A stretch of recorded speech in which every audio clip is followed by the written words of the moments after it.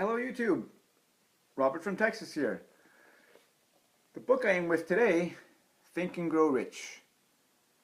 Written a long time ago, 1937, and you know what? It's still relevant today, 2019.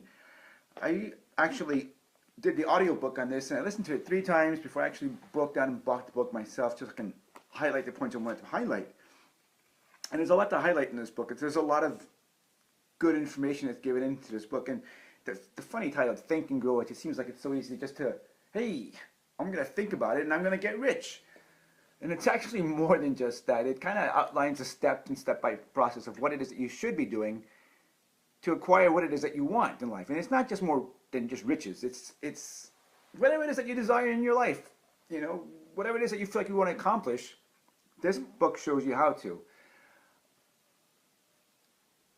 It's kind of like a secret almost, to be honest with you. He mentions that the secret in the first chapter. He doesn't go back into it until you've actually finished reading the book. And you can't quite get what the secret is until you get to the end. And I read the book. I still am not 100% sure what the secret is, but I'll tell you this much though. It's more than just thinking, because it's not just wishing something. Gee, I wish I had this. I wish I had that. No, you've got to actually set your goals right. You've got to have a proper mindset. You've got to have a strong, burning desire for whatever it is that you want to do. And it's kind of like having faith in yourself that you can do what you want to do, and having a positive mindset rather than a negative thinking thought process. Because whatever it is that you think about, how you live your life, it's going to affect your life. If you think you can't do something, then you can't do anything. If you really want to have something, want to wish you could do something, doing more than just thinking about it, you have to really set your heart and soul to it and have that strong burning desire, knowing with you that there's nothing going to stop you from doing that.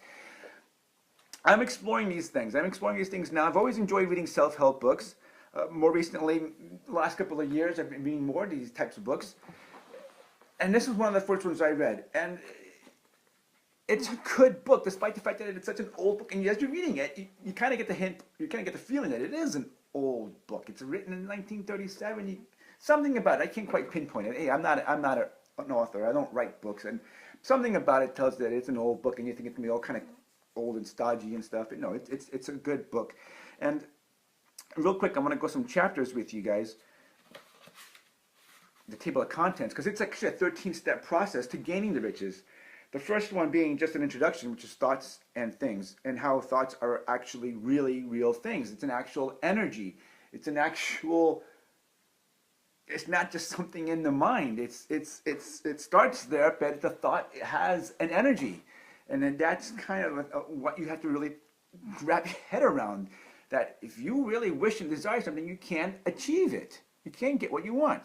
The first step being chapter 2, because that's where it starts, the 13 steps to acquiring your riches, is having a desire, having faith.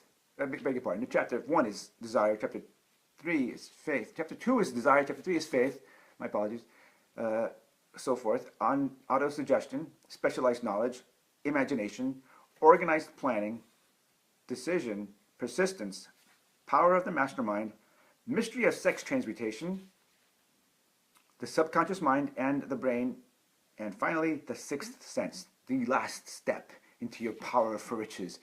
And the last chapter actually is the 6 ghosts of fear, things that you don't want to have affect what it is that you're trying to do and accomplish.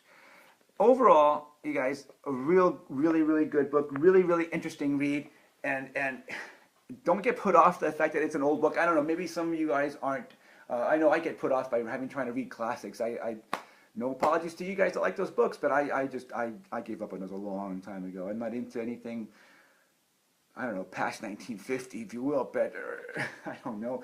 It's a good book, and I'm delving into this. I am actually trying these processes. It's a step-by-step process, and I'm trying to live my life this way. I'm trying to live my life in a positive attitude, having a proper mindset, writing down my goals, and thinking of with passion and having a strong desire for what it is that I want to desire, or what it is that I want to do.